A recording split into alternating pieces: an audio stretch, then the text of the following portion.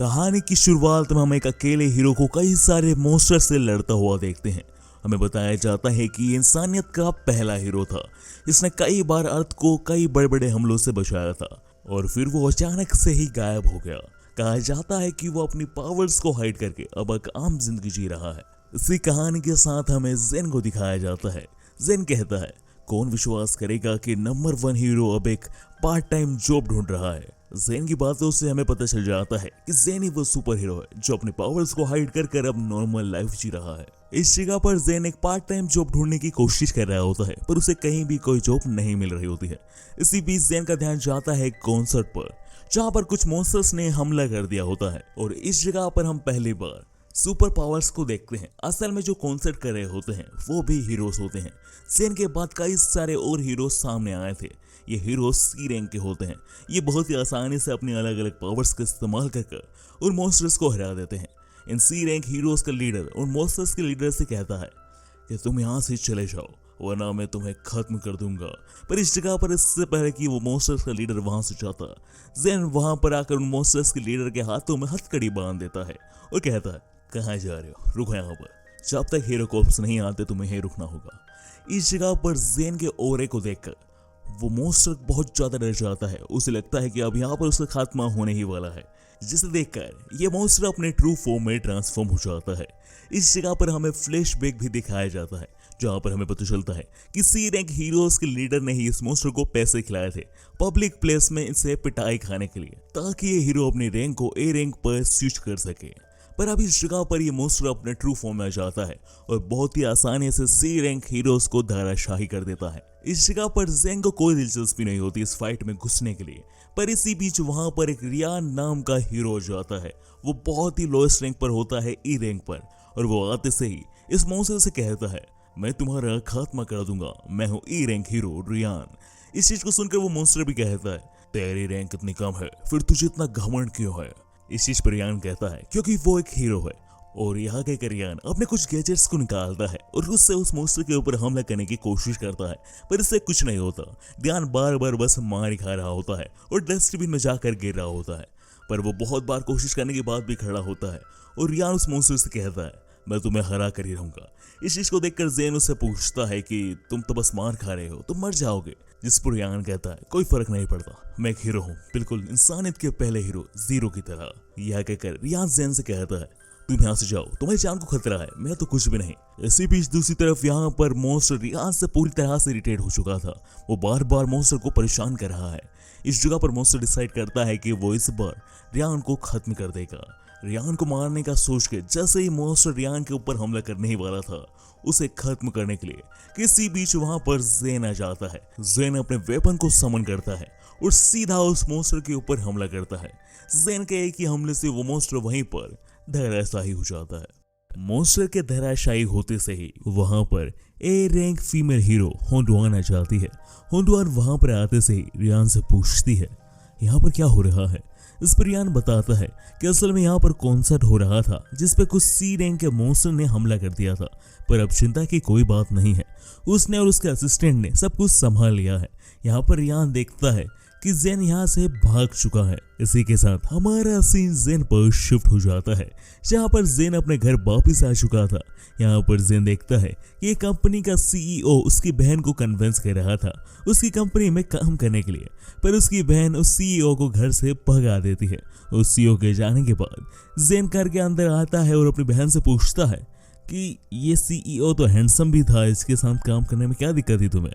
इस पर जेन की बहन बताती है, नहीं, मैं किसी भी सीईओ के चक्कर में नहीं पड़ने वाली, मेरा सिर्फ एक ही हीरो है और वो है जीरो, मैं उसी से शादी करूंगी।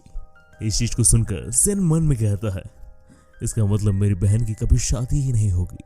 गाइस, इस जगह पर हमें पता चलता है कि जेन ने अपनी बहन से भी अपनी आइडेंटिटी छुपा रखी है। अब ऐसा क्यों है, कहानी में आगे पता चलेगा। इस जगह पर आइडेंटिटी का तो पता नहीं, पर यहाँ पर जेन की बहन को यह पता चल चुका था कि जेन को कोई नौकरी आज भी नहीं मिली है, इसलिए जेन की बहन जेन के ऊपर गुस्सा करना शुरू कर देती है। इन सब के ऊपर जेन कहता है कि आखिर तुम मेरे ऊपर इतना गुस्सा क्यों कर रहे हो, पापा मम्मी मुझसे कुछ नहीं कह रहे जॉब पे जाने के लिए, तो तुम क्यों कह रहे हो। इस पर जेन की बहन कहती है, पापा मम्मी को मरे हुए 5 साल हो गए हैं जेन, वो तुमसे कैसे कुछ कहेंगे। इसी फनी फाइट के बीच में वहां पर रियान भी आ जाता है। रियान सीधा यहाँ आते से ही जेन को अपनी टीम में ज्वाइन होने के लिए कहने लगता है, पर इस जगह पर जेन को कोई इंटरेस्ट नहीं होता हीरो बनने में। जेन को मना करता हो देखकर रियान जेन से कहता है, ये एक तरह की जॉब होगी जेन, मैं इसके लिए तुम्हें पैसे भी दूंगा। अब इधर जॉब का नाम सुनते से ही जेन की बहन रियान को डील डन कर देती है कि जेन उसकी टीम में जरूर ज्वाइन होगा। इस जगह पर बहन की वजह से ना चाहते हुए भी जेन को दोबारा हीरो बनना पड़ता है। जेन के हीरो बनते से ही हमारा सीन शिफ्ट हो जाता है और हमें अगले सीन में दिखाया जाता है हीरो ऑर्गेनाइजेशन डिपार्टमेंट का सीन, जहां पर रियान जेन को लेकर आया है ताकि जेन अपने आप को एज ए हीरो रजिस्टर कर सके। हीरो ऑर्गेनाइजेशन में घूमते हुए ही जेन को अपनी खुद की मूर्ति दिखती है और वहां पर अपनी मूर्ति के साइड में भी कुछ लोग दिखते हैं। इस चीज को देखकर जेन रियान से पूछता है कि ये जीरो के राइट साइड में ये लोग कौन हैं। इस पर रियान बताता है, तुम्हें नहीं पता क्या, ये वो लोग हैं जिन्होंने जीरो की मदद करी थी इस वर्ल्ड को बचाने के दौरान। इस पे जेन मन में कहता है, मुझे तो याद नहीं है कि इन लोगों ने मेरी मदद की थी उस दौरान। खैर, इसके बाद जेन को रियान बताता है कि तुम्हें कुछ टेस्ट को पार करना होगा ताकि तुम एज ए हीरो डिक्लेयर हो सको और तुम्हें कुछ रैंक मिल सके। इस जगह पर रियान बोलता है कि तुम्हारा सबसे पहला टेस्ट होगा कि तुम्हें एक बी रैंक हीरो मिस्टर यार्टन को कुछ देर तक संभालना होगा। इस जगह पर हमें मिस्टर यार्टन को दिखाया जाता है। जेन मिस्टर यार्टन को देखकर कहता है, संभालना तो ठीक है, अगर मैंने मिस्टर यार्टन को हरा दिया तो। इस पर रियान जेन को समझाता है कि तुम मिस्टर यार्टन को नहीं हरा सकते, वो बी रैंक के हीरो हैं। तुम्हें उनके सामने बस जितना समय हो सके टिक कर रहना है, उन पे हमला करने की कोशिश मत करना, वरना तुम हार जाओगे और डिस्क्वालीफाई हो जाओगे। इस पर जेन कहता है, अच्छा ठीक है, मैं समझ गया। इसके बाद जेन और मिस्टर यार्टन के बीच में फाइट शुरू हो जाती है। फाइट के दौरान ही मिस्टर यार्टन को समझ में आने लग जाता है कि जेन कोई मामूली इंसान तो बिल्कुल भी नहीं है। इस जगह पर जेन बहुत ही आसानी से मिस्टर यार्टन के हमले डोज करने लगता है। इस जगह पर मिस्टर यार्टन भी समझ जाते हैं कि उन्हें अगर जेन को हराना है तो उन्हें अपने फुल पोटेंशियल का इस्तेमाल करना होगा। इस जगह पर मिस्टर यार्टन अपना फुल पोटेंशियल का इस्तेमाल करते हैं, पर इस जगह पर पलक झपकते से ही जेन अपने हथियार को निकालता है और मिस्टर यार्टन के ऊपर एक ही हमला करता है, जिससे मिस्टर यार्टन वहीं पर ढेर हो जाते हैं। इस चीज को देखकर मिस सेक्रेटरी और रियान को तो समझ ही नहीं आता कि उन्होंने अभी ये क्या देखा। अब इस जगह पर जेन मिस सेक्रेटरी के पास आकर पूछता है कि उसे कितने पॉइंट मिलेंगे। इस पर मिस सेक्रेटरी कहती है, तुम्हें फुल पॉइंट मिलेंगे, तुमने मिस्टर यार्टन को हरा दिया। अच्छा ठीक है, तुम्हारा नेक्स्ट टेस्ट रिटन एग्जाम होने वाला है, अब मैं यहाँ से जाती हूँ। सेक्रेटरी के जाने के बाद रियान जेन की तारीफ करने लगता है और कहता है, तुमने ये टेस्ट पास कर लिया, ये बहुत हार्ड होता है और तुम्हारा नेक्स्ट टेस्ट तो बहुत इजी होगा, मतलब तुम्हें इजीली ए रैंक तक की रैंक मिल सकती है। यहाँ पर रियान ये सब कह रहा था, पर जेन के तो तोते उड़े हुए थे रिटन टेस्ट का नाम सुनकर। जेन के ऐसी घबराए हुए चेहरे के साथ triple S rank hero hiding his power का एपिसोड नंबर 1 समाप्त हो जाता है। एपिसोड 2 की शुरुआत में मिस्टर यार्टन की आंखें खुलने लगती हैं। जैसे ही वो होश में आते हैं, उन्हें पता चलता है कि वो हॉस्पिटल में है। मिस्टर यार्टन अपने सामने हार्डन को बैठा हुआ देखते हैं। इस जगह पर मिस्टर यार्टन कहते हैं, मैं हॉस्पिटल कैसे आया, मुझे याद भी नहीं है कुछ। मिस्टर यार्टन के इस सवाल पर हार्नोल्ड जवाब देती हैं, वो नया लड़का काफी ताकतवर है, पर ताकत के साथ साथ वो बेवकूफ भी है। और ये आगे कर मिस हार्नोल्ड मिस्टर यार्टन को जेन के रिपोर्ट कार्ड बताती है, जहां पर हमें देखने को मिलता है कि जेन को मस्कुलर और पावर एबिलिटी में तो फुल मार्क्स मिले हैं, बट रिटन एग्जाम में जेन की कंडीशन काफी खराब है। जेन के रिपोर्ट कार्ड को देखकर मिस्टर यार्टन भी कहते हैं, कोई इतना बुरा कैसे हो सकता है रिटन एग्जाम में, अभी तक का सबसे वर्स्ट पेपर दिया है इस लड़के ने। इसी बीच हमारा सीन जेन पर भी शिफ्ट हो जाता है, जहां पर हम देखते हैं कि रियान के द्वारा जेन का मजाक उड़ाया जा रहा है उसके रिटन एग्जाम के नंबर के ऊपर, जहां पर रियान कह रहा होता है, मस्कुलर स्ट्रेंथ में फुल मार्क्स, रिटन में 0। जेन अभी तक का सबसे बड़ा फैन है मिस्टर जीरो का। जेन और रियान की इन्हीं बातों के बीच में इन दोनों की नजर जाती है पास ही के एक डी रैंक ग्रुप के ऊपर, जो एक ई रैंक हीरो को परेशान कर रहे थे। पर इससे पहले कि डी रैंक ग्रुप के हीरो उस ई रैंक हीरो को ज्यादा बुली कर दे, वहां पर जेन जाकर उसे बचा लेता है और रियान उन डी रैंक हीरो से कहता है, तुम हीरो नहीं हो सकते, तुम तो खुद कमजोर हीरो को परेशान कर रहे हो। इस पर वो डी रैंक हीरोज कहते हैं, हे ई रैंक हीरो, यहाँ से साइड हट जाओ, नहीं जानता है क्या हमारे ग्रुप के बारे में? हमारा ग्रुप गोल्डन ट्रायंगल। ये अच्छी बात है कि हम इसे परेशान कर रहे हैं, खुशी बना कि तुझे परेशान नहीं कर रहे हैं, ठीक है ना? तो साइड हट जा। इस जगह पर डी रैंक हीरोज की ये सब बातें सुनने के बाद भी रियान वहां से नहीं हटता। इस चीज से डी रैंक हीरोज में से एक हीरो को गुस्सा आ जाता है और वो डी रैंक हीरो रियान के ऊपर एक पंच से अटैक कर देता है, पर बिल्कुल सही समय पर मिस्टर जीरो यानी हमारा जेन आकर उस डी रैंक हीरो का पंच को बहुत ही आसानी से ब्लॉक कर देता है। इस चीज को देखकर उन तीनों डी रैंक हीरोज को ऐसा लगता है कि जेन उनसे लड़ना चाहता है, बट इससे पहले कि जेन और उन तीनों में लड़ाई शुरू होती, वहां पर एक और हीरो जाता है, जिस हीरो को देखते से ही वो तीनों डी रैंक के हीरो वहां से भाग जाते हैं। इस चीज को देखकर मिस्टर जीरो यानी जेन के अलावा युआन जो नया लड़का है और रियान दोनों शॉक हो जाते हैं कि आखिर ये कौन सा हीरो है जिसे देखकर डी रैंक के वो घमंडी हीरो यहाँ से भाग चुके हैं। इस जगह पर कुछ देर बाद ही वो हीरो जेन, युआन और रियान के पास आकर उन्हें अपना इंट्रोडक्शन देता है कि उसका नाम ज़ीशेन है और वो एक बस ई लेवल का हीरो है।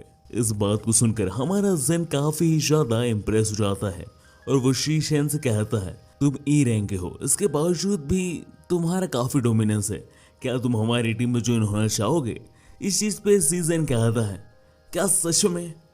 मुझे 5 साल हो गए हैं हीरो बने और अभी तक मुझे किसी ने भी अपनी टीम में ज्वाइन नहीं किया था, मैं जरूर होना चाहूंगा।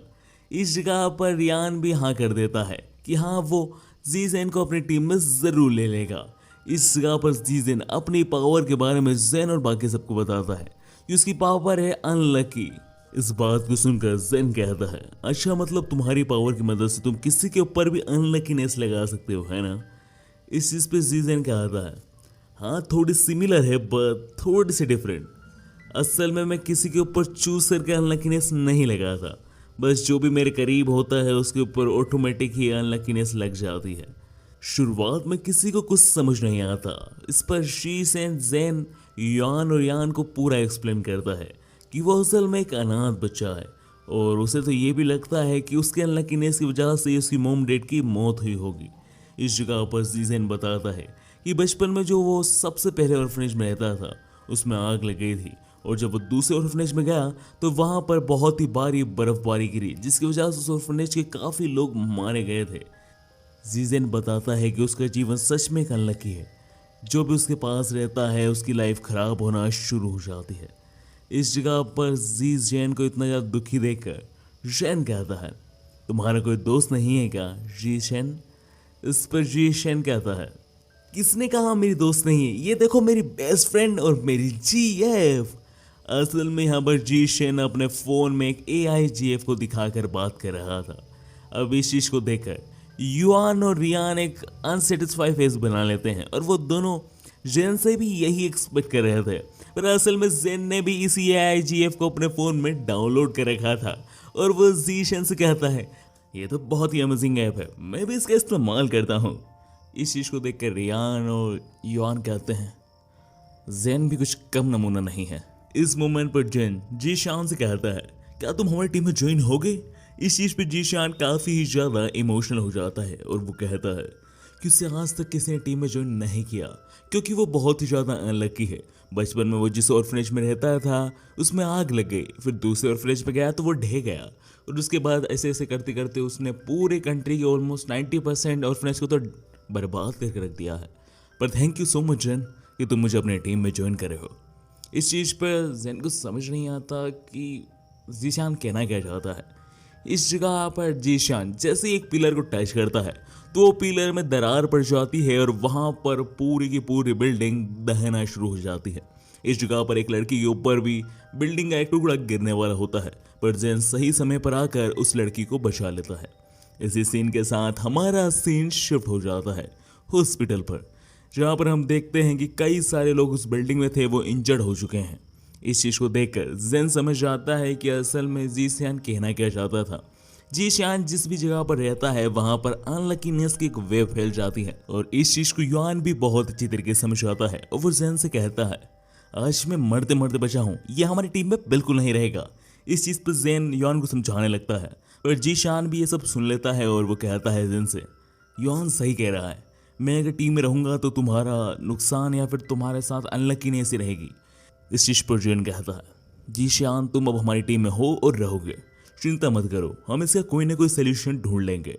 जेन के यहाँ कहते से ही हमारा सीन शिफ्ट हो जाता है और हम अगले सीन में देखते हैं कि रियान काफी ज्यादा मुस्कुराते हुए एक लेटर लेकर रूम के अंदर आ रहा होता है, जिसे देखकर जेन रियान से पूछता है, क्या तुम्हें कोई लव लेटर मिला है? इस चीज को सुनकर रियान की सारी खुशी दुख में बदल जाती है और रियान का पूरा दिल ही टूट जाता है। इसके बाद रियान अपने आप को जैसे तैसे कर संभालता है और अपने आप को खड़ा करता है और कहता है, खैर वो छोड़ो, ये वो नहीं है, ये है पावर ऑफ ऑटोमी।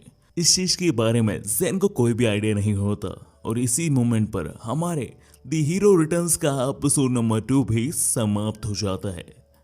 एपिसोड 3 की शुरुआत में हमें देखने को मिलता है कि जीशान कुछ लोगों पर नजर रख रहा है और इधर जेन और रियान तो पूरी तरह से अपनी वेकेशन बना रहे हैं। यहाँ पर हमें पता चलता है कि पिछले एपिसोड में हमें जो लेटर दिखाया गया था रियान के पास पावर ऑफ ऑटोमी, असल में उसमें कोई पावर ऑफ ऑटोमी नहीं थी।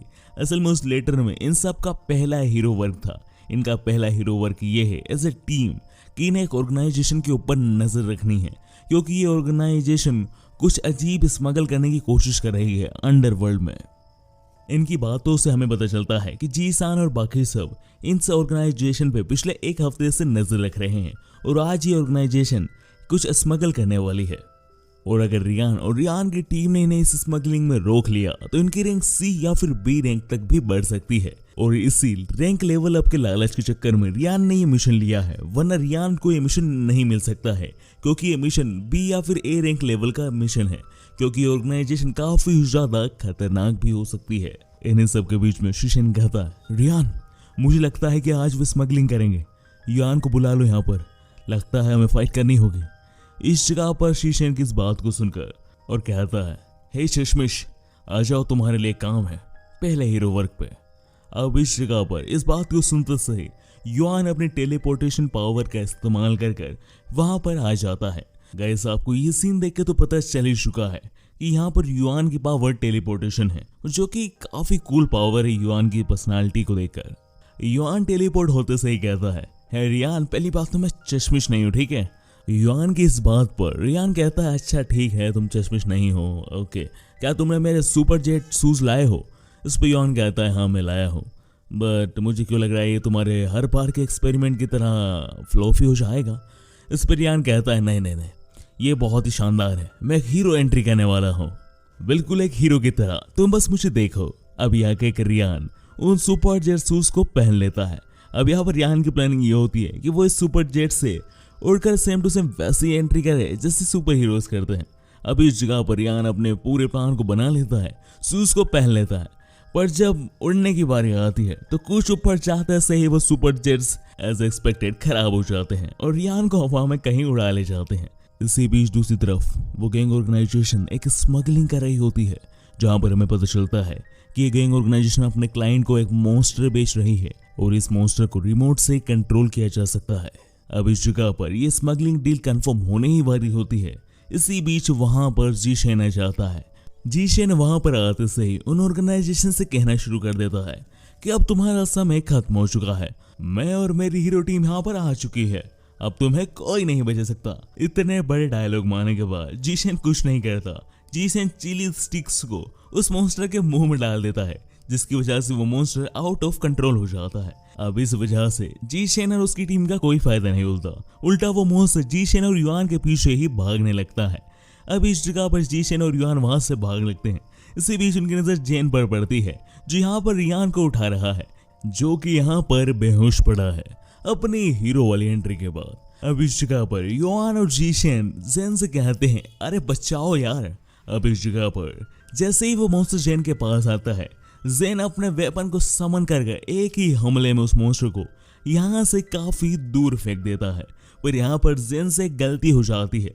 असल में वो मॉन्स्टर उड़ते उड़ते बीच सिटी में आ जाता है और वहां पर तबाही मचाना शुरू कर देता है। जेन भी बिना कुछ देरी करे बीच सिटी में आ जाता है, वहां पर जेन देखता है कि इस मॉन्स्टर ने एक बूढ़े आदमी को पकड़ रखा है। यह देखते से ही जेन उस बूढ़े आदमी को बचाने के लिए सीधा उस मॉन्स्टर पर एक अटैक कर देता है। जेन के एक अटैक से ही उस मॉन्स्टर के शरीर के टुकड़े टुकड़े हो जाते हैं, बट इससे कुछ फायदा नहीं होता। वो मॉन्स्टर का शरीर दोबारा जुट जाता है। इसी बीच पैदल पैदल वहां पर रियान भी हो जाता है। रियान जेन से कहता है, यार तुम तो बहुत ज्यादा फास्ट हो। खैर मैं बहुत थक चुका हूँ। इस जगह पर जेन उससे पूछता है, तुम्हारे वो उड़ने वाले जूतों का क्या हुआ, उनका क्यों नहीं इस्तेमाल कर रहे हो तुम? इस पर रियान बोलते हैं कि वो काफी खास है, मैं उसका फ्यूल यूज नहीं करना चाहता, मेरे पास पैसे नहीं है फ्यूल का, तो मैं पैदल ही आ गया। खैर तुम चिंता मत करो, मैंने एक और वेपन बनाया है, क्लेंजर। इसकी मदद से हम इसे आसानी से हरा देंगे। इस जगह पर जेन को अगेन लगता है कि रियान मॉन्स्टर से मार खाएगा, पर इस जगह पर जेन देखता है कि रियान बहुत ही सीरियसली उस मॉन्स्टर के ऊपर अटैक करने के लिए जा रहा होता है और सीधा रियान उस मॉन्स्टर के मुंह में घुस जाता है और वहां पर अपने क्लेंजर डिवाइस का इस्तेमाल कर देता है। रियान को इतना सीरियस देखकर जेन समझ जाता है कि इस बार रियान इस मॉन्स्टर को संभाल लेगा और वो अपने वेपन को रीसमन कर देता है और होता भी कुछ ऐसा ही है। हम अगले सीन में देखते हैं कि रियान अपने क्लेंजर डिवाइस की मदद से उस पूरे मॉन्स्टर को क्लीन कर देता है। अब इसी बीच वहां पर युआन और शीशेन भी हो जाते हैं। यहाँ पर युआन और शीशेन देखते हैं कि वो मॉन्स्टर खत्म हो चुका है। इतना ही नहीं, उस मॉन्स्टर के गंदे पानी से वहां पर कुछ लोग अपने एकने और झुरियां भी सही कर रहे हैं। इस चीज को देखकर युआन और शीशेन का रिएक्शन बस यही था, ओके। पर इसके बाद युआन और शीशेन जेन के पास जाते हैं और जेन से पूछते हैं, क्या तुमने इस मॉन्स्टर को खत्म किया? इस पर जेन कहता है, नहीं मैंने नहीं, इसे रियान ने हराया है। जेन के मुंह से रियान का नाम लेते से ही हमारा सीन रियान पर जाता है, जहां पर रियान एक छोटी सी लड़की के ऊपर होता है। वहां के सारे लोगों को ऐसा लग रहा था कि रियान एक ठरकी है। अब यहाँ पर रियान के इसी सीन को दिखाते हुए हमारा सीन शिफ्ट हो जाता है और हम अगले सीन में देखते हैं कि युआन, शीशेन, रियान और जेन अपनी रैंक देख रहे थे, जहां पर उन्हें पता चलता है कि उनकी रैंक ई से सी आ चुकी है। पर इस जगह पर युआन काफी खुश नहीं होता। वो कहता है कि हमने 2 ऑर्गेनाइजेशन को रोका है, हमारी रैंक ऑलमोस्ट बी या फिर ए हो जानी चाहिए थी अब तक। ये पूरी गलती रियान की है। अगर रियान को वहां पर वो सारे लोग एक छोटी लड़की के ऊपर नहीं देखते और उन्हें ऐसा नहीं लगता कि ये इतना बड़ा इंसान एक छोटी सी लड़की को छेड़ रहा है, तो हमारी रैंक बढ़ जाती। उन सब ने रिपोर्ट कर दी हमारे ऊपर कि ये हीरो नहीं है, वहां है। इस चीज पर रियान कहता है, यार जेन तुमने तो देखा था, इसमें मेरी क्या गलती है, मैं तो गलती से गिर गया था। खैर वो सब छोड़ो, हम इस लड़की का क्या करने वाले हैं? इसके घर के बारे में हमें कुछ नहीं पता और ये कुछ नहीं बोल रही है। रियान के इन शब्दों से हमें पता चलता है कि जिस लड़की के ऊपर रियान गिरा था वो मिसिंग हो चुकी है। उसे नहीं पता है कि उसका घर कहाँ पर है। इसलिए रियान, युआन, जीजेन और जेन उसे अपने घर ले आते हैं। अब इस जगह पर उन्हें समझ नहीं आ रहा है कि वो इस लड़की की कैसे मदद करे, क्योंकि ये कुछ बोल ही नहीं रही है। इसी बीच में सीसीटीवी में पता चलता है कि होंडुआन उनके अपार्टमेंट में आ रही है, जिसे देखकर युआन और रियान की तो राल ही टपक जाती है, क्योंकि होंडुआन काफी ज्यादा पॉपुलर सुपर हीरो है और वो दिखने में भी काफी सुंदर है। अब इस जगह पर जैसे होंडुआन वहां पर आती है, होंडुआन उन्हें बताती है कि वो यहाँ पर छोटी बच्ची से मिलने आए हैं। कुछ देर तक छोटी बच्ची से बात करने के बाद होंडुआन इन सबको बताती है कि वो इनसे इस बच्ची के बारे में एक सीरियस टॉपिक पर बात करना चाहती है। यह सुनते से युआन उस छोटी बच्ची को वहां से बाहर ले जाता है। इसके बाद होंडुआन सबको इस छोटी बच्ची के बारे में बताने लगती है। वो बताती है कि ये छोटी बच्ची कोई मामूली लड़की नहीं है, यह लड़की असल में एक एक्सपेरिमेंट का रिजल्ट है। यहाँ पर होंडुआन बहुत ही दुख से बताती है, कुछ लोग कई सारे बच्चों पर एक्सपेरिमेंट कर रहे हैं और इस एक्सपेरिमेंट में कई सारे बच्चे मारे भी जा चुके हैं। इस एक्सपेरिमेंट का सिर्फ एक सक्सेसफुल रिजल्ट ये लड़की ही है और इस लड़की के पीछे भी वो लोग जरूर आएंगे। होंडुआन की इन सारी बातों को सुनकर जेन को अंदर ही अंदर गुस्सा आने लगता है। वो सोचने लगता है कि दुनिया में क्राइम वापस से बढ़ने लगा है, जैसा पहले बढ़ा था। अब वापस से लोग छोटे बच्चों पर एक्सपेरिमेंट कर रहे हैं और इस एक्सपेरिमेंट में कई सारे हजार बच्चे मारे जा चुके हैं। जेन अंदर ही अंदर गुस्सा कर रहा होता है, पर जेन के गुस्से का ओरा इतना ज्यादा होता है कि होंडुआन और रियान के ऊपर इतना ज्यादा प्रेशर पड़ने लगता है कि उन्हें समझ नहीं आता ये क्या हो रहा है। अब इस चीज को देखकर जेन अपने गुस्से को शांत करता है और जेन AKA जीरो ऐसा प्रिटेंड करता है कि उसे भी नहीं पता है कि यहाँ पर क्या हुआ है। इसके बाद होंडुआन जेन और रियान को बताती है कि ये सब चीज इतने खुले में इसलिए हो पा रही है क्योंकि इस सिटी के हीरो ऑर्गेनाइजेशन का प्रेसिडेंट भी इन सब में मिला हुआ है। वो ही नए नए बच्चों पर एक्सपेरिमेंट कर रहा है। होंडोआन बताती है कि इन एक्सपेरिमेंट के पीछे का रीजन ये है कि वो प्रेसिडेंट चाहता है कि वो ऐसे हीरोज को बनाए जिनका पावर लेवल 0 जितना हो, यानी हमारे ज़ेन जितना। अब होंडोआन उस प्रेसिडेंट के बारे में बता ही रही होती है कि इसी दौरान हमें हीरो एसोसिएशन का प्रेसिडेंट दिखाया जाता है। होंडोआन कहती है वो प्रेसिडेंट इतना ज्यादा इविल है कि वो 0 जैसा एक और हीरो बनाने के लिए इस सिटी के हर एक बच्चे तक को मार सकता है। हीरो एसोसिएशन के प्रेसिडेंट के इंट्रो के साथ ही the god summoned as hero का एपिसोड नंबर 3 भी समाप्त हो जाता है। एपिसोड 4 की शुरुआत में हमें देखने को मिलता है कि ज़ेन की बहन उसके कान खींचते हुए पूछ रही है कि इस लड़की को कहां से किडनैप करके लाए हो। अब इस जगह पर ज़ेन उसे समझाता है कि उसने इस लड़की को कहीं से भी किडनैप नहीं किया है और ना ही वो कोई किडनैपर है। इस जगह पर ज़ेन बताता है कि ये लड़की उन्हें एक मिशन के दौरान मिली है और उन्हें इसका नाम वगैरह कुछ नहीं पता है, तो कुछ समय तक ये लड़की हमारे साथ ही रहेगी। यह सुनते से ही ज़ेन की बहन का पूरा मूड चेंज हो जाता है और वो कहती है चलो कोई बात नहीं, वैसे भी लड़की बहुत क्यूट है। अब इसके बाद ज़ेन की बहन उस लड़की से कहती है हम पहले तुम्हारे लिए कपड़े लेंगे एंड देन हम खाना खाने जाएंगे, ठीक है ना। अब ज़ेन की बहन ने यह आइडिया बनाया है तो अब इस पे कौन मना कर सकता है। ज़ेन जो दुनिया का नंबर 1 हीरो है वो कुछ नहीं कह सकता उसके सामने, तो कोई कुछ भी नहीं कहता। अब सब इस प्लान पे एग्री करते थे, पर रास्ते में चलते दौरान ज़ेन की नजर पड़ जाती है कि कुछ लोग उनका पीछा कर रहे हैं। वो समझ जाता है कि ये लोग वही हैं जिनके बारे में होंडोआन ने बताया था। ज़ेन पूरा श्योर हो जाता है कि ये लोग इस लड़की को ले नहीं आए हैं, इसलिए ज़ेन अपनी बहन से कहता है कि तुम आगे जाओ, हम पीछे पीछे आते हैं। अब ज़ेन की बहन कुछ आगे बढ़ती ही है कि वहां पर वो तीनों बी रैंक के हीरो आ जाते हैं, ज़ेन, युआन और रियान के पीछे। यहाँ पर वो ज़ेन से कहते हैं उस लड़की को हमारे हवाले कर दो, वरना तुम सोच भी नहीं सकते तुम्हारा हश्र क्या होगा। जैसे ही वो बी रैंक के हीरो यह कहते हैं हमारा सीन शिफ्ट हो जाता है और हम अगले सीन में देखते हैं कि गली के कॉर्नर पे वो तीनों हीरो बहुत ही बुरी हालत में पड़े हैं। उनका ये हसल ज़ेन ने किया था। इनके इस पिटाई की खबर हीरो एसोसिएशन जो सिटी का है उसके प्रेसिडेंट तक भी खबरें पहुंच जाती है और वो काफी ज्यादा गुस्से में आ जाता है क्योंकि उसे अपने बी रैंक के हीरोज पे काफी विश्वास था। उसने बिल्कुल भी नहीं सोचा था कि उसके बी रैंक के हीरोज को सी रैंक के हीरोज इतनी बुरी तरह मारेंगे। ज़ेन ने बी रैंक के हीरोज को इतनी बुरी तरह मारा था कि उन बी रैंक के हीरोज की शकल पहचानना मुश्किल हो रहा था।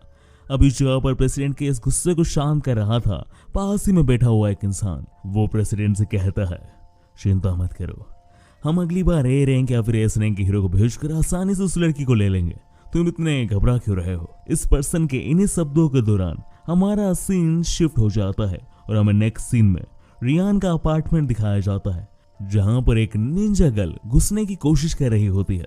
निंजा गर्ल सीधा रियान की लेब में घुस जाती है जहां पर उसे सोफे पे एक इंसान बैठा हुआ दिखता है। निंजा गर्ल बिना कोई देरी करे सीधा उस इंसान की नेक को ट्विस्ट कर देती है, पर इस जगह पर उसे पता चलता है कि एक डमी है और यहाँ पर कोई इंसान नहीं था। उसे ऐसा लगता है कि यहाँ पर कोई ट्रैप है और वो बहुत ही ज्यादा घबरा जाती है। यहाँ पर निंजा गर्ल की घबराने की आवाज सुनकर रियान भी वहां पर आ जाता है। रियान जैसी लाइट ऑन करता है वो अपने सामने निंजा गर्ल को देखता है। निंजा गर्ल रियान को देखते से ही बहुत ही ज्यादा डर जाती है और वो रियान को ठरकी वगैरह कहना शुरू कर देती है। यहाँ पर रियान को समझ नहीं आता कि ये लड़की उसकी लेब में क्या कर रही है। अब इस जगह पर निंजा गर्ल पूरी घबराई हुई थी। उसके हाथ में जो आ रहा था वो रियान के ऊपर फेंकने की कोशिश कर रही थी। उसके हाथ में एक ब्रश आती है जिसका इस्तेमाल रियान गंदी चीजों को साफ करने के लिए करता है, पर निंजा गर्ल उस ब्रश को सीधा रियान के मुंह में डाल देती है। रियान जैसे तैसे कर उस ब्रश को थूकता है कि तब तक निंजा गर्ल के हाथ में क्लेंजर आ जाता है। ये वही क्लेंजर है जिसकी मदद से रियान ने पिछले एपिसोड में उस मॉन्स्टर को पानी में बदला था। इस जगह पर रियान निंजा गर्ल को समझाता है कि उसे इस्तेमाल मत करना, पर इस समय तक निंजा गर्ल उसे इस्तेमाल कर देती है रियान के कपड़ों के ऊपर। यहाँ पर वो पूरा क्लेंजर की पावर कपड़ों पर चली जाती है जिसकी वजह से रियान के सारे कपड़े पानी बनकर बह जाते हैं। अब इस मोमेंट पर रियान के शरीर पे एक भी कपड़ा नहीं होता। इस जगह पर निंजा गर्ल ये सब देखकर बेहोश होने वाली होती है, पर वो अपने आप को संभालती है और रियान से ठरकी बोलकर वहां से भाग जाती है। अब इस मोमेंट तक रियान को कुछ समझ ही नहीं आता कि आखिर ये लड़की कौन है, उसके घर में क्यों आई और उसने उसके ही कपड़े उतार दिए और फिर उससे ही ठरकी बोल दिया। रियान के इसी कंफ्यूजन के दौरान हमारा सीन ज़ेन पर जाता है जहां पर जेन सोने की कोशिश कर रहा था। इसी सीन को दिखाते हुए हमें दिखाया जाता है कि एक असैसिन जेन की बहन और उस छोटी लड़की पर नजर रखा हुआ है। इस किलर का यह प्लान होता है कि जैसे ही जेन सो जाएगा वो जेन की बहन के ऊपर हमला कर वो जेन की बहन को जान से मार देगा और वो जेन की बहन को मारते से ही उस छोटी सी लड़की को वहां से लेकर हीरो एसोसिएशन के प्रेसिडेंट के पास ले जाएगा। अब यहाँ पर ये किलर सोच ही रहा होता है कि वो किस तरह से जेन की बहन को मारेगा। वैसे ही जेन उसके पीछे जाता है और कहता है इसके बारे में सोचना भी मत। जेन को यहाँ देखकर असैसिन पूरी तरह से घबरा जाता है कि आखिर जेन यहाँ पर कैसे आ गया। वो कुछ देर पहले घर में था। इस जगह पर असैसिन इतना घबरा जाता है कि वो बिना कोई देरी करे अपने अंदर एक इंजेक्शन को इंजेक्ट कर लेता है। असल में ये इंजेक्शन इंसानी पावर को और ज्यादा बढ़ा देती है। अब इस इंजेक्शन को इस्तेमाल कर ये ए रैंक का हीरो एस रैंक में बदल जाता है। अब इस चीज को करने के बाद इस असैसिन को ऐसा लग रहा था कि वो आसानी से जेन को मार देगा। असैसिन के लेवल एस रैंक पर आने के बावजूद भी जेन बहुत ही आसानी से किलर के सारे हमलों को डोज कर पा रहा था। जेन एक बहुत ही मामूली सा हमला करता है जिससे किलर ना मरे और इतने में ही किलर अपने मरने जैसी हालत में जाता है। इस मोमेंट तक आने के बावजूद भी किलर को समझ नहीं आता कि वो कितना भी कुछ कर ले पर वो जेन को नहीं हरा पाएगा। जेन इस दुनिया का नंबर 1 हीरो है। अब इस चीज का अंदाजा ना होते हुए किलर जेन को धमकाने लगता है कि वो कभी ना कभी तो उसकी बहन को जान से जरूर मारेगा, भले वो कितना भी कुछ कर ले। और वो जेन से कहता है तुम एक हीरो हो, तुम्हें किसी को भी मारने की परमिशन नहीं है, तुम मुझे भी नहीं मार पाओगे, पर मैं तुम्हारी बहन को मार सकता हूँ, मैं कोई हीरो नहीं हूँ। अब इस चीज को सुनकर जेन को काफी ज्यादा गुस्सा आ जाता है और जेन कहता है मैं कोई हीरो नहीं हूँ, मैंने हीरो वाला काम बहुत समय पहले ही छोड़ दिया। इस जगह पर पहली बार किलर को जेन के अंदर जीरो दिखाई देता है। किलर समझ जाता है कि ये ओरा बहुत खतरनाक है, ये ओरा जरूर जीरो का है। पर इस जगह पर किलर समझता ही है कि उसने गलत इंसान से पंगा ले लिया है कि जेन उसे अपने एक ही हमले से खत्म कर देता है। इस हमले का इम्पैक्ट इतना ज्यादा होता है कि पूरा पहाड़ का एक हिस्सा रोड बन जाता है। अगले सीन में जेन वापस घर आ जाता है जहाँ पर जेन की बहन उससे पूछती है तुम कहाँ गए थे। इस पर जेन कहता है मैं बस बाथरूम गया था बस। इस जगह पर जेन अपनी बहन से पता नहीं क्यों अपने आइडेंटिटी को हमेशा छुपाए ही रखना चाहता है कि वो नंबर 1 हीरो जीरो है। अब इस जगह पर जेन की सिस्टर जैसी वहां से जाती है। जेन मनी मन सोचने लगता है कि होंडुआन ने उसे बताया था कि उन्हें कुछ ही दिनों में हीरो एसोसिएशन के खिलाफ जाते हुए प्रेसिडेंट का खात्मा करना होगा। जेन ये सब सोच ही रहा होता है कि तभी नंबर 1 हीरो हाइडिंग इस पावर का एपिसोड नंबर 4 भी समाप्त हो जाता है। एपिसोड नंबर 5 की शुरुआत में हमें पता चलता है कि आज ही वो दिन है जिस दिन जेन और बाकी सबको हीरो एसोसिएशन के प्रेसिडेंट के ऊपर हमला करना है। होंडुआन सबसे कहती है हम काफी नहीं है, इसलिए मैंने कुछ दोस्तों को मदद के लिए बुलाया है। होंडुआन यहाँ पर CU नाम की एक लड़की को इंट्रोड्यूस करती है जो कि A रैंक हीरो होती है। इसी के साथ साथ होंडुआन सबको ये भी बताती है कि हमारी और मदद के लिए मस्कुलर टीम से भी कुछ लोग जरूर आएंगे। इसी बीच वहां पर CU कहती है क्या होंडुआन हमें इनके साथ लड़ना होगा, ये तो बहुत कमजोर लग रहे हैं। इस जगह पर CU जेन, रियान और युआन की बेइज्जती कर रही है। इस चीज को देखकर जेन कहता है यहाँ पर कमजोर और छोटा तो ये लग रही है, किससे कह रही है। इस चीज को ZU भी सुन लेती है और ZU जेन से कहती है हे तुमने छोटा किससे बोला, क्या तुम मुझे छोटा बोल रहे हो। अब इस पर जेन कहता है मैंने किसी का नाम लेकर नहीं कहा, पर क्या पता जो रिप्लाई दे रही है मैंने उससे ही कहा हो। इन दोनों की इसी बहस के बीच में युआन जेन से कहता है जेन ये छोटी बच्ची है, इसे परेशान मत करो। अब इस चीज को सुनकर CU को तो और भी ज्यादा गुस्सा आ जाता है और CU युआन को एक लात मार देती है। वो वहां पर कहती है मैं छोटी बच्ची नहीं हूँ, मैं तुम्हारी एज की हूँ और वैसे भी तुम एक कमजोर लड़के हो, तुम दिखने में बहुत कमजोर दिख रहे हो। अब इस चीज को सुनकर युआन कहता है मैं लड़ाई के दौरान अपनी काबिलियत को जरूर साबित करूंगा, तब तो मुझे कमजोर नहीं समझोगी। इस पे ZU कहती है वो तो लड़ाई के दौरान पता चलेगा कि तुम सब बस बोझ होने वाले हो। ये सब कहकर ZU अगेन होंडुआन से पूछती है कि ये सब तो बहुत कमजोर हैं, हम इनके साथ कैसे जीतेंगे।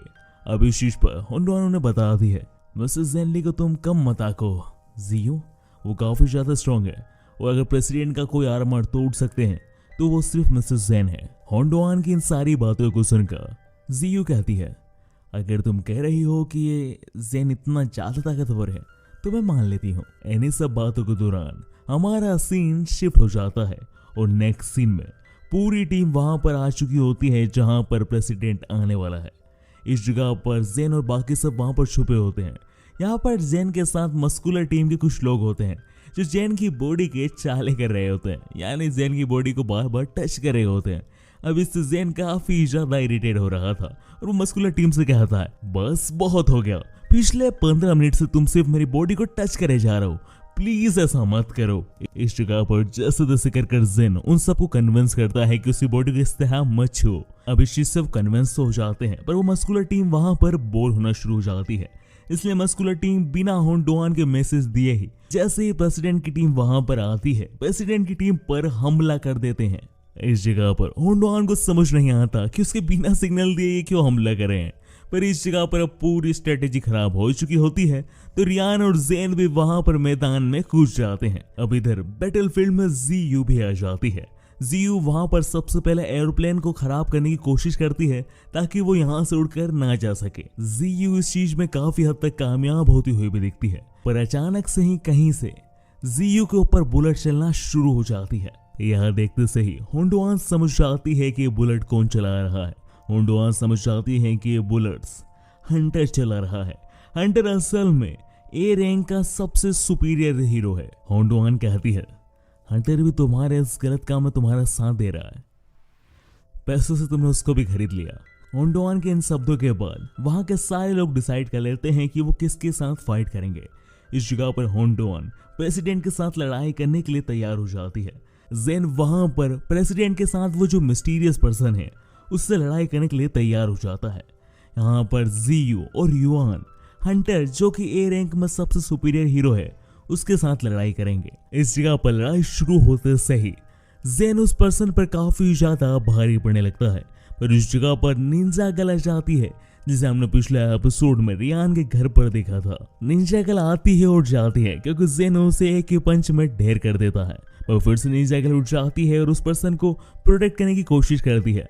पर इस जगह पर रियान जेन से कहता है कि तुम उस पर्सन से लड़ो, मैं इस गर्ल को संभालता हूँ। अब इस पॉइंट पर सारे लोगों को अपने अपोनेंट मिल चुके थे। मस्कुलर टीम बाकी लोगों को संभाल रही थी, जेन उस मिस्टीरियस पर्सन को, होंडोआन प्रेसिडेंट को, रियान उस निंजा लेडी को और जीयू और युआन हंटर को।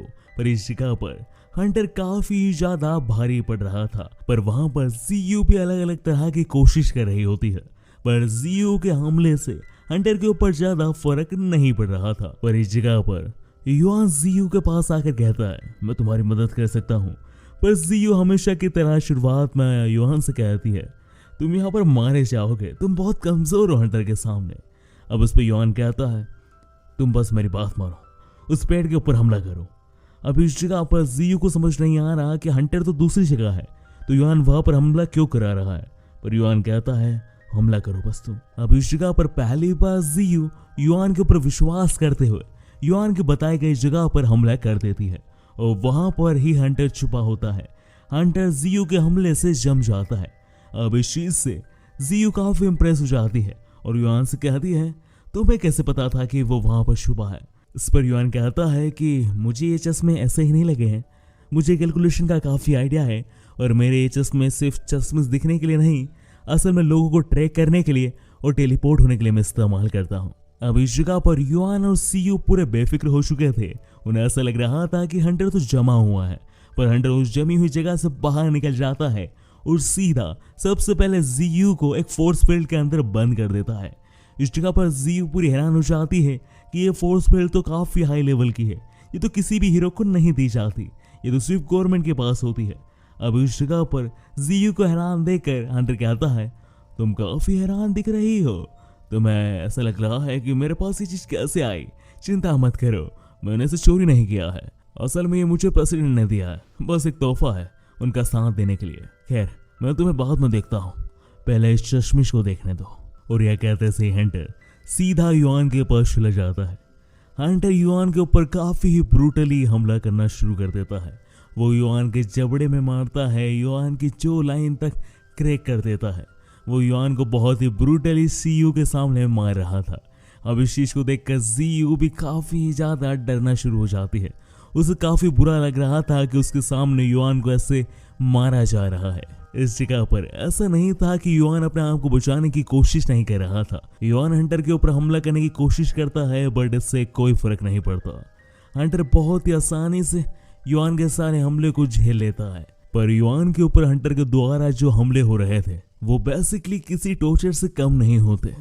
हर हमले में युआन की एक हड्डी टूट रही थी। इवन युआन के अब शरीर से खून आना भी शुरू हो जाता है। अब इधर युआन को दिखाते हुए हमारा सीन दूसरी तरफ जेन पर जाता है, जहां पर जेन अभी भी उस मिस्टीरियस पर्सन पर काफी भारी पड़ रहा था। अब इस चीज को देखकर कि जेन उस पर काफी भारी पड़ रहा है, वो मिस्टीरियस पर्सन अपने आप में वही इंजेक्शन लगा लेता है जिसकी मदद से ह्यूमन बॉडी में ब्लड सर्कुलेशन बढ़ जाता है और इंसान की पावर ऑलमोस्ट डबल हो जाती है। अब इस जगह पर इस चीज को लेते से ही वो मिस्टीरियस पर्सन एक डीमन के अंदर बदलना शुरू हो जाता है। जेन उस मिस्टीरियस पर्सन को देखकर कहता है, लगता है अब मुझे थोड़ा सीरियस होना होगा।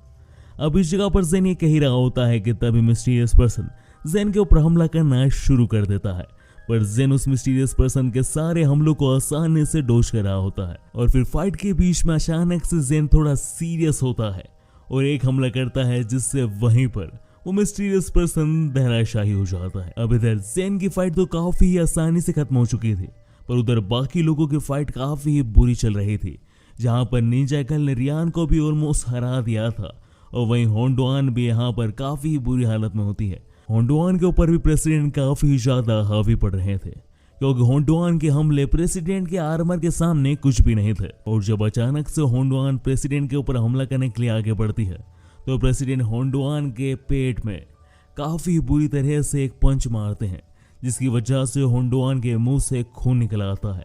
यहाँ पर होंडुआन की हालत भी खराब है और दूसरी तरफ युआन तो मानो अब मरने ही वाला है। युआन को ऐसा टॉर्चर होता हुआ देखकर जीयू का गुस्सा आपे से बाहर चला जाता है।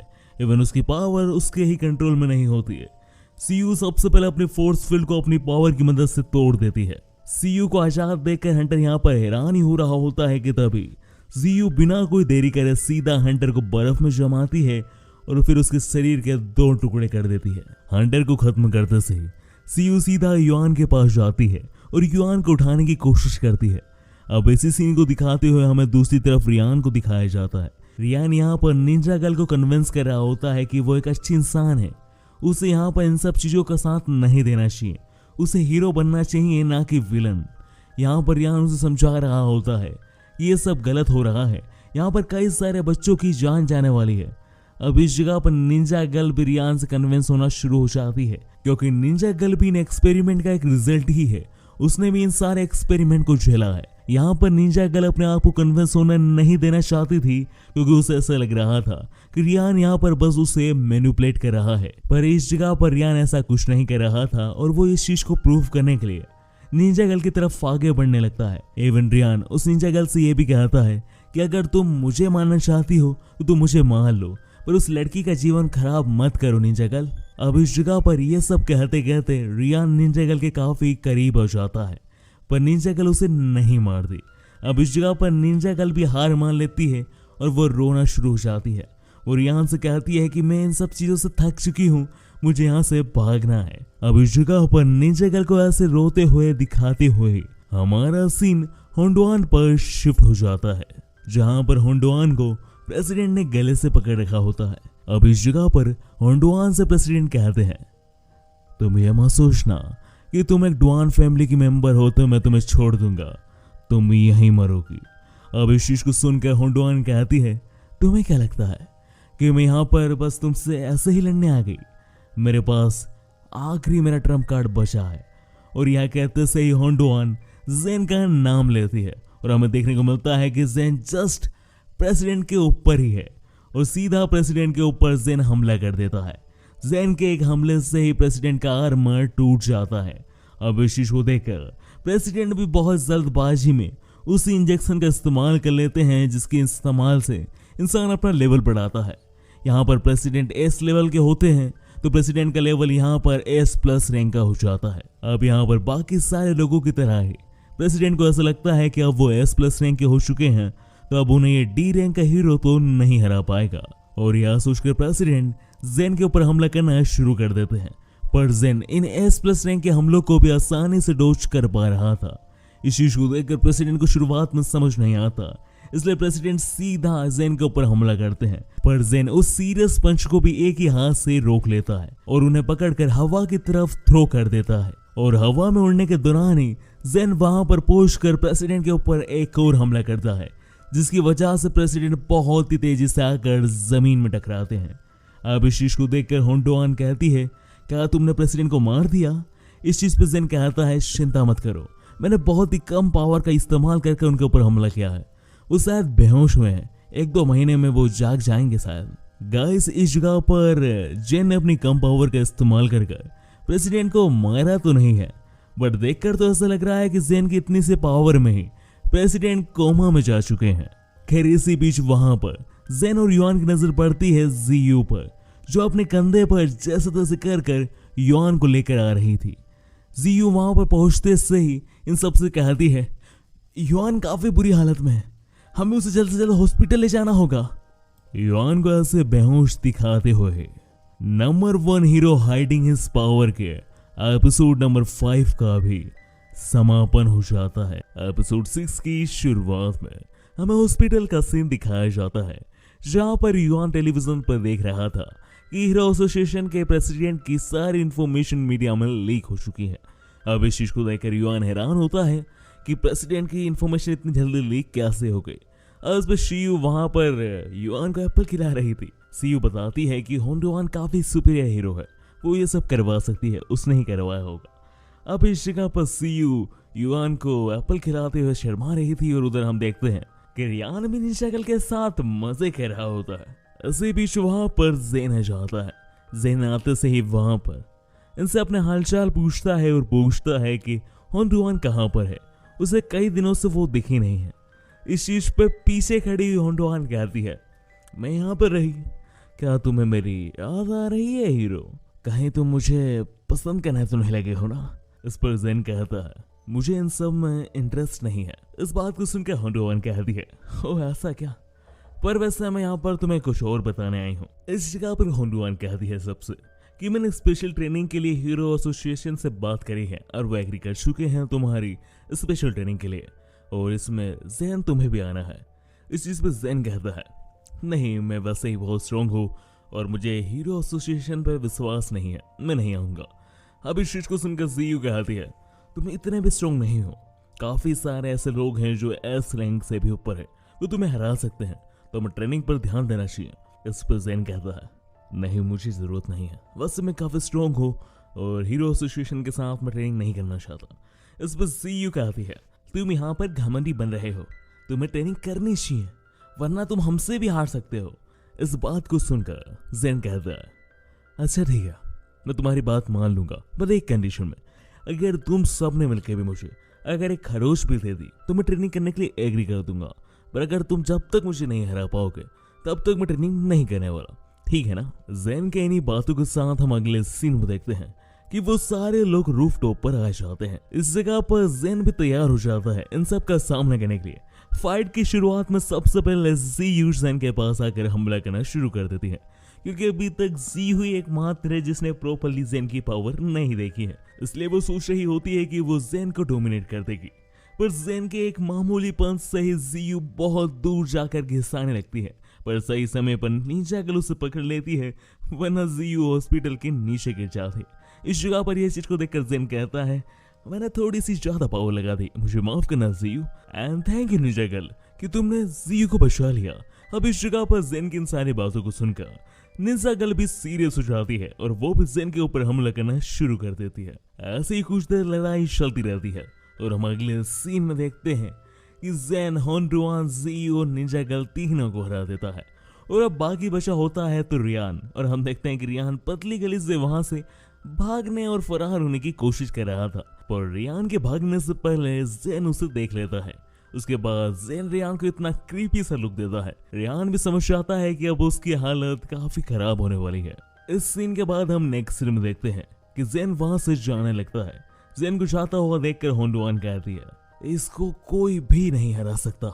होंडुआन के इन शब्दों के साथ हम अगले सीन में देखते हैं कि ज़ेन को किसी ने बहुत ही बुरी तरह से पीट रखा होता है और ये और कोई नहीं उसकी बहन होती है।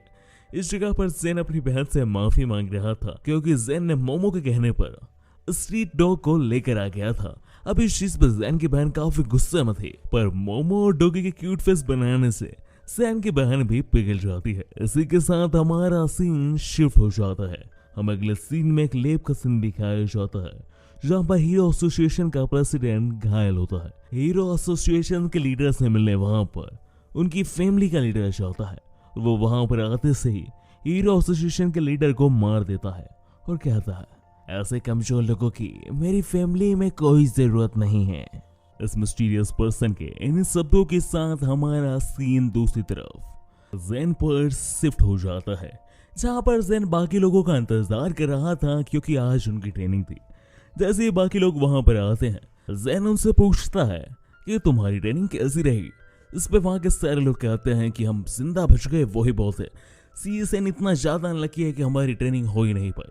अब इस जगह पर इस चीज को देखकर ज़ेन हंसने लगता है क्योंकि उसने कहा कि ये तो और भी ठीक है कि तुम वहां पर बच गए, मैं तो ये खुश हूं कि हीरो एसोसिएशन की बिल्डिंग बच गई। अब इस जगह पर सब लोग वहां पर सीशेन को मारने के लिए भागने लगते हैं। इन्हीं सब के बीच में हीरो एसोसिएशन का नया प्रेसिडेंट इंट्रोड्यूस किया जाता है। इसका नाम मिस्टर युआन होता है। असल में ये होंडुआन के फैमिली का ही मेंबर है और बाद में हमें पता चलता है कि होंडुआन का बिग ब्रदर है। न्यू प्रेसिडेंट होंडुआन से कहता है, मिस डुआन, मुझे तुमसे कुछ बात करनी है अकेले में। मिस्टर प्रेसिडेंट के मुंह से यह सब सुनकर होंडुआन का चेहरा पूरा उतर जाता है। इस चीज को ज़ेन भी नोटिस कर लेता है, पर इस जगह पर साफ साफ दिख रहा होता है कि होंडुआन न चाहते हुए भी प्रेसिडेंट की बात मान रही होती है। अकेले में आते से ही होंडुआन अपने ब्रदर से पूछती है, बिग ब्रदर तुम यहाँ क्या कर रहे हो। इस पर होंडुआन का बिग ब्रदर उससे कहता है कि तुम यहाँ पर क्या कर रही हो, मैं ये पूछना चाहता हूँ। आखिर तुमने पिछले प्रेसिडेंट के ऊपर हमला क्यों किया, तुम्हें इसकी परमिशन किसने दी। और यह कहते हुए होंडुआन का बिग ब्रदर होंडुआन का फेस बहुत ही टाइटली पकड़ लेता है और जबरदस्ती उससे कहने लगता है कि अगली बार ऐसा करने का सोचना भी मत, वरना वो तुम्हारे वो नमूने दोस्त है ना जिनके साथ तुमने ये सब किया था, उन्हें मैं कीड़ों की तरह मसल दूंगा। अपने ब्रदर के मुंह से ये सब सुनकर होंडुआन कहती है, उन्होंने कुछ नहीं किया, वो सब मेरी गलती थी। और यह कहकर होंडुआन नीचे गिर जाती है और रोना शुरू कर देती है। अब इस जगह पर वहां पर ज़ेन वगैरह भी आ जाता है। होंडुआन अपने आंसू छुपाते हुए खड़ी हो जाती है। प्रेसिडेंट ज़ेन को देखते से ही पहचान जाते हैं और वो ज़ेन से कहते हैं, तुम्हारे बारे में काफी सुना है ज़ेन ली, तुम काफी शक्तिशाली हो, तो क्या तुम डुआन फैमिली को ज्वाइन करना चाहोगे। अब इस जगह पर वहां पर ज़ेन के सारे दोस्त खुश होने लगते हैं। उन्हें लगता है कि डुआन फैमिली कितनी पॉपुलर फैमिली है, ज़ेन जरूर चूज करेगा। पर इस जगह पर ज़ेन प्रेसिडेंट से कहता है, नहीं, मुझे तुम्हारी फैमिली में ज्वाइन होने में कोई दिलचस्पी नहीं है, मैं ली फैमिली में ही सही हूँ। अब इस चीज को सुनकर प्रेसिडेंट को गुस्सा आ जाता है कि उसकी फैमिली के ऑफर को कैसे एक मामूली फैमिली के इंसान ने ठुकरा दिया। इस चीज से गुस्सा होते हुए प्रेसिडेंट अपने ओरा को ओपन कर देते हैं। अभी ओरा इतना पावरफुल होता है कि वहां के सारे लोग अपने घुटने पर आ जाते हैं सिवाय ज़ेन ली के। ज़ेन प्रेसिडेंट से कहता है, तुम्हारी बस इतनी ही पावर है और तुम हीरो एसोसिएशन के प्रेसिडेंट बन गए। ज़ेन के इन सारे शब्दों को सुनकर प्रेसिडेंट ज़ेन को ही देखे जा रहे थे। ज़ेन भी अपना आई कांटेक्ट तोड़ने को तैयार नहीं था। अब इस जगह पर ज़ेन और प्रेसिडेंट एक दूसरे के आमने सामने होते हैं और इसी इंटेंस सीन को दिखाते हुए God level hero hiding is power का एपिसोड नंबर 6 भी समाप्त हो जाता है। सो दोस्तों, क्या लगता है, क्या ज़ेन भी अपने ओरा को ओपन करेगा और क्या ज़ेन और प्रेसिडेंट के बीच में लड़ाई होगी, जानेंगे पार्ट 2 में।